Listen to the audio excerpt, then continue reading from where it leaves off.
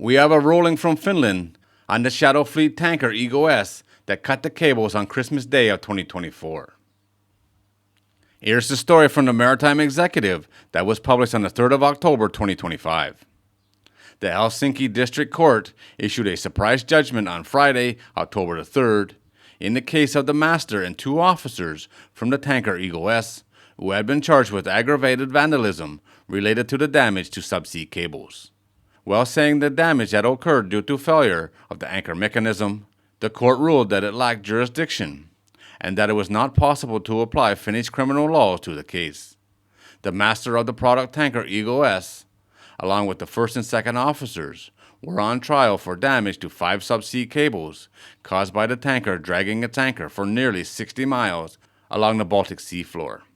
The incident took place on December the 25th, 2024, and Finland became the first European country to pursue legal charges, with the trial beginning at the end of August.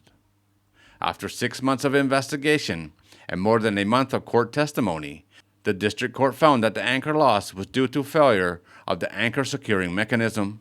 The prosecutors argued that the officers should have been aware of the poor maintenance of the vessel and said the anchor incident was an accident waiting to happen due to the condition of the ship. They argued negligence in the officers' duties, saying they should have realized that the anchor had fallen and was dragging and corrected it sooner. The charges were brought due to the consequences for Finnish power supply from the one damaged cable, as well as interruption to communications from the 4 damaged internet cables. The court concluded that the incident should be classified as a navigation incident, and as such, it falls under United Nations Convention on the Laws of the Sea. While it happened in Finland's exclusive economic zone, the damage would have to be in the country for the criminal law to apply. Instead, under the UN treaty, the legal jurisdiction lies with the flag state of the vessel, in this case, Cook Islands. The master and first officer are Georgians, and the second officer is from India. Prosecutors argue that the officers were responsible and should have been aware when the speed of the vessel suddenly declined.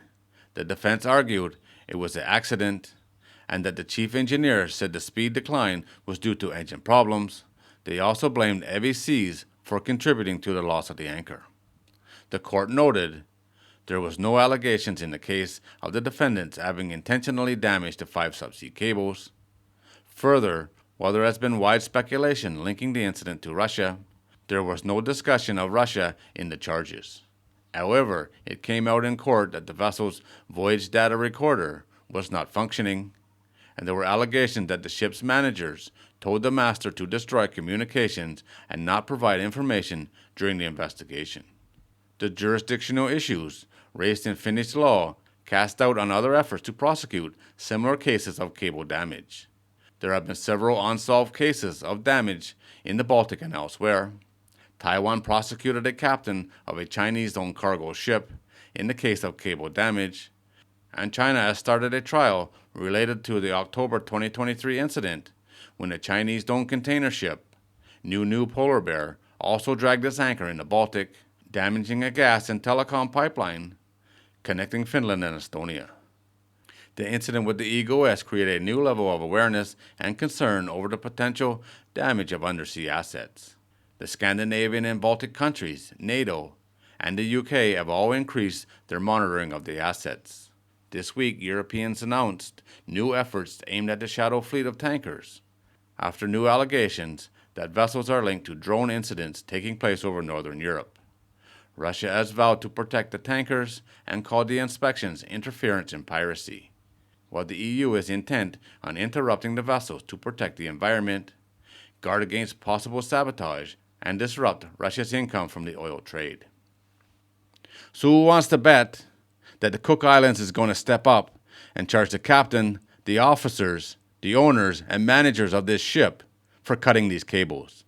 Even if it was an accident and they didn't do it intentionally, they still cut the cables and should at least be held responsible for the repair costs, which was substantial, but it has been repaired. I don't see it happening myself, but it's going to be interesting if they do something. I don't think that's going to happen myself, but you never know. All right, guys, there it is. As always, thanks for watching. If you're new here and you like these kind of videos, don't forget to subscribe before you leave, and I'll see you on the next one.